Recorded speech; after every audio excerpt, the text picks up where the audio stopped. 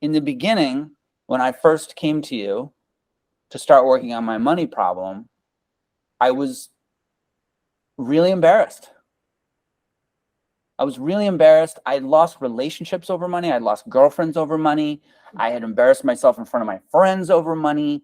I had this terrible, I was swerving all over the road, not holding onto the steering wheel of my sort of the car of my life, and was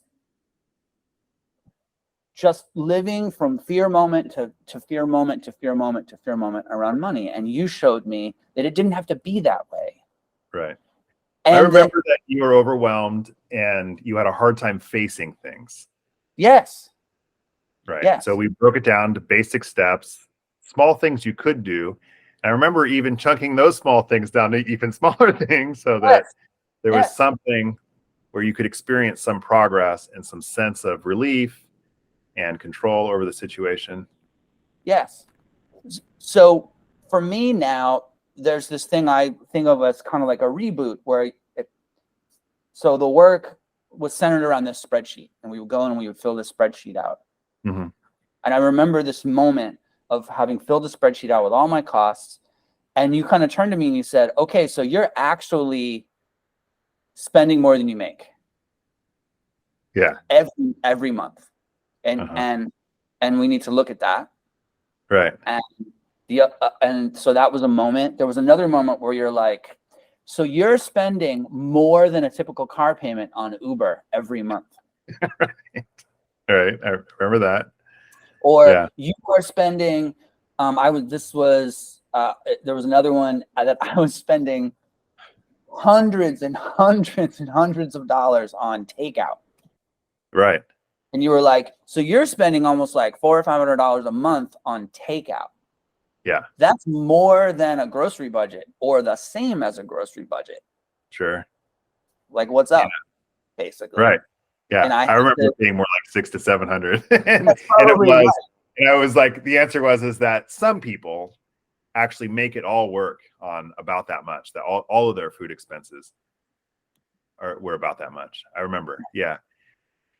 One of the things that strikes me here too is that you actually called in the beginning. You were saying, I feel like I'm in the red. I just don't know what's going on. And there was some debt that needed to get paid down. And we took a look at the big picture. Like, there was a lot of things that needed to be planned for. And when you look at how much money would have ended up on credit cards because they hadn't been planned for, but they were going to get paid for because they were part of a plan, but they weren't fully planned for. And once we factored all that into the budget, that's where it was perfectly clear that when you look at the big picture, actually on average, your monthly spending was over what you actually make. Right. It wasn't every single month always over. And that's what was confusing. And that's what's confusing to most people. They look at what their bills are and what their food expenses are. And yeah, I know I spend too much on restaurants, very common. However, they've also got, for most cases, it's like vacations, Christmas, birthdays. You had some other specific projects which you were going to fund, which it was involved with, making videos and doing some music projects and stuff. All the money that would go into that would have ended up on your credit card. When you average that out, your monthly spending was definitely in the red. And so you came into the call saying, I feel like I'm in the red. I have some debt. I can't figure it out. And there were a lot of places where you get stuck in these loops, which is also very common. And so we had to unknot those things and give you some straight lines and some clarity. Yes. How can you just briefly give me like an overview or sort of an analogy or a summary of some kind? How did that come about? Which part? What did that look like? The unraveling, the unknotting to give you some straight lines. So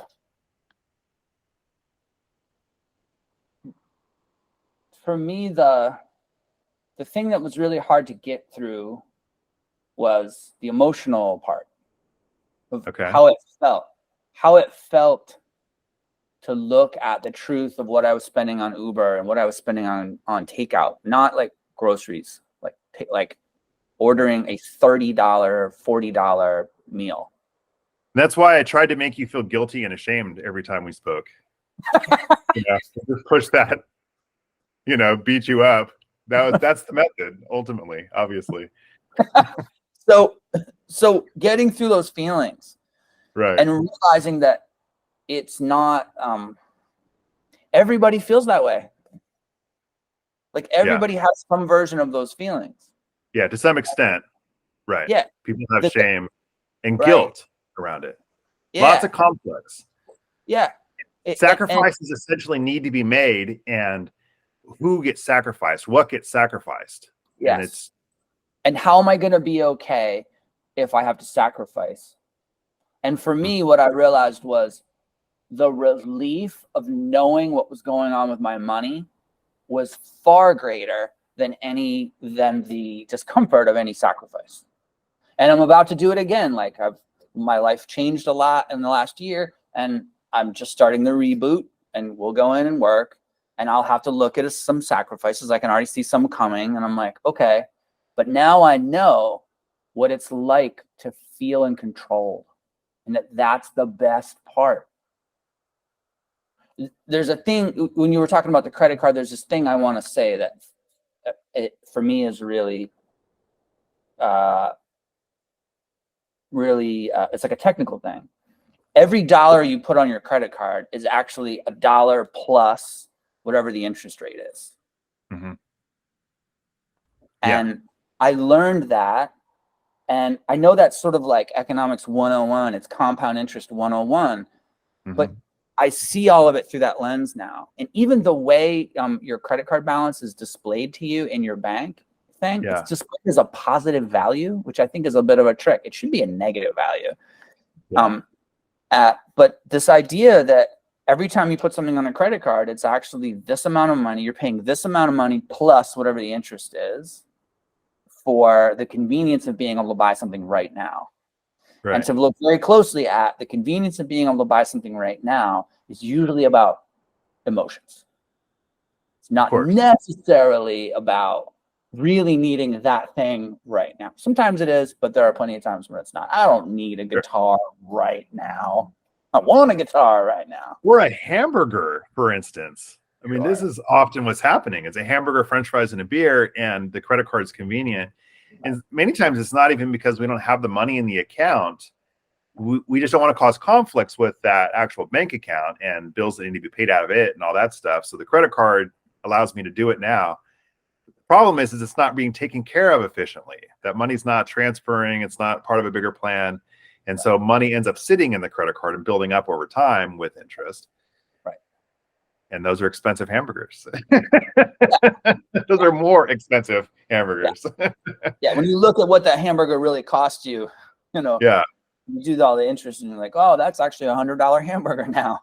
Well, and that's money that could have possibly gone to vacations or to paying for the wedding or the Christmas or the birthday or the new car and those other things that are actually have a very positive emotional impact in the big picture. How we see ourselves as people and how we relate to others are often related to these bigger things that take more time to prepare for. And if that small portion of money, let's say $100 a month or whatever, was going toward this thing, then Christmas, for instance, is often somewhere around $1,000 for an average family. If this like $90 a month was going into this account, or at least wasn't being spent on the credit card on the hamburgers and the other stuff that goes on. And that's the pieces that we don't see how we're actually creating conflicts for ourselves. It becomes more meaningful when we see this bigger picture and we chunk it down into these smaller steps. Yes. And I remember watching you take control of that. It seems like by about the third or fourth time we talked, we had enough of it on a spreadsheet where we can see, okay, you're actually in the red. Yes. And that's why there's conflicts. It just wasn't clear before.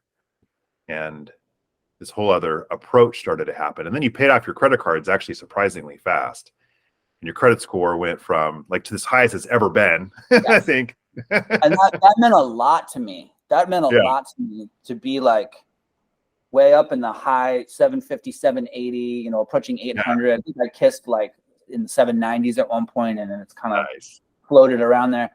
As a dude who had girls break up with him over money.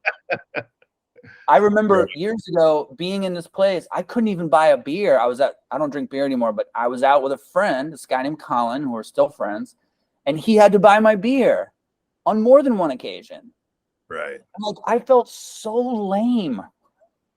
I felt like I don't use this word often. I felt like a loser. Like, that's such a powerful word for me. I felt really bad, you know? Like, I played music and I did all this stuff, and in a lot of ways I was socially desirable, but then I had like this like bum leg or something, like, and it was money. Like, I Okay. couldn't participate in life because I couldn't afford it or whatever. And there were Right. times when I couldn't even eat because I didn't have enough money, because I had just mismanaged it. So to feel like that doesn't have to be the reality anymore is such a relief for me. And even in our time, like, even since we worked, I entered into a relationship and Mhm. for the first time was able to look my partner in the eye and say, I'm good. I don't have money problems. I actually have a great financial situation. Here it is. That meant so much to me to be able to do that. That was really, really powerful. And to feel her react to that energy was so it was like proof, okay, that money story is behind me now, and here's evidence, and I'm never going back there. So that is pretty awesome.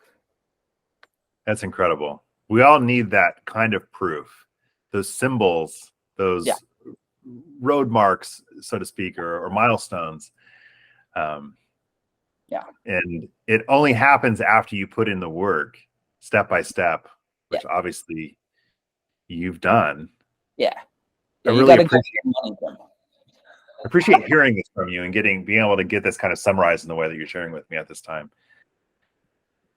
So can you summarize this again, though? What did it look like? What was your money story and what is it now? Can you say that in Sure. few lines? All right. Right. So the story, like the story of the money for me for years was I felt like sick to my stomach if I looked at my bank account. Okay. I was riddled with anxiety to look at my bank account. I was always overdrawing it. I was always worried about paying the rent, worried about paying the bills. Many times struggled to do both. Mm-hmm. And then what ends up happening is you struggle to participate socially in the world because Right. going out takes money, especially Mm-hmm. when going out and having beers and all that kind of stuff, which there are other ways to go out. But at the time I didn't know that. So it was always about going out to restaurants and, buying beer and food. And that was the way we went out. And now the story is I'm in the driver's seat. Here's my dashboard. Here's my engine, my check engine light. Here's my gas. Here's my speed. Here's my RPMs and all that stuff. And I know Yeah. what's going on. And here's the point on the horizon that I'm driving towards, and I know where I want to go. Yeah. Sometimes I zigzag around in the dark Right. for a little bit, but I can always come back to my dashboard. Right. And I know the boundaries inside which I have to live. And then there's a really direct You relationship have to, though? Do you have to live that way?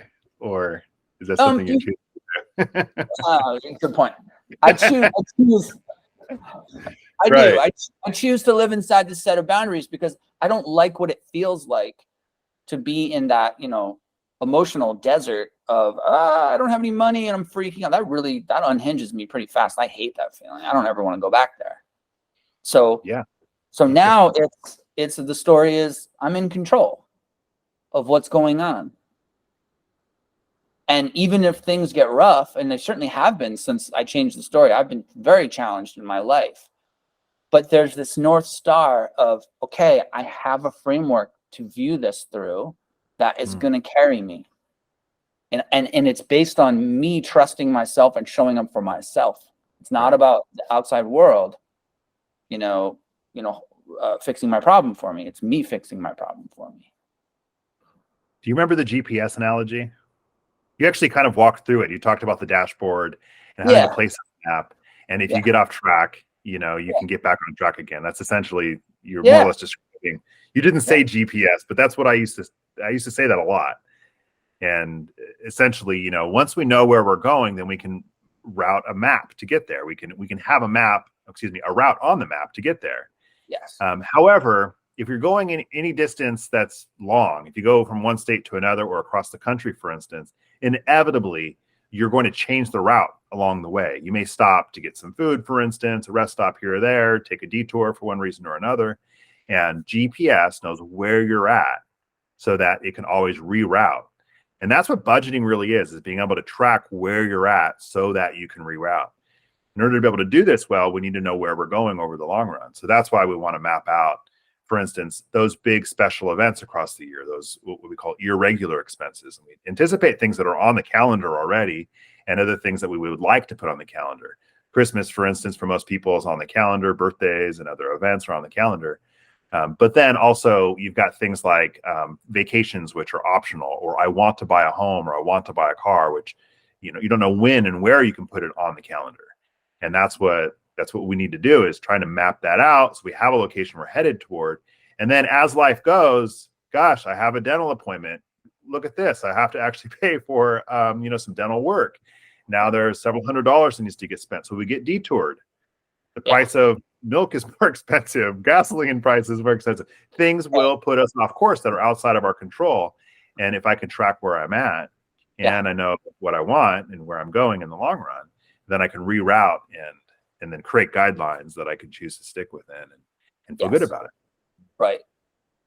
And having that thing to come back to, the GPS to come back to, for me, it's coming back to the spreadsheet and just updating it. And not, it doesn't have to mean the wild emotions that it used to. It just doesn't. And that is such a joy to be free of that intense, cloudy place that I was in.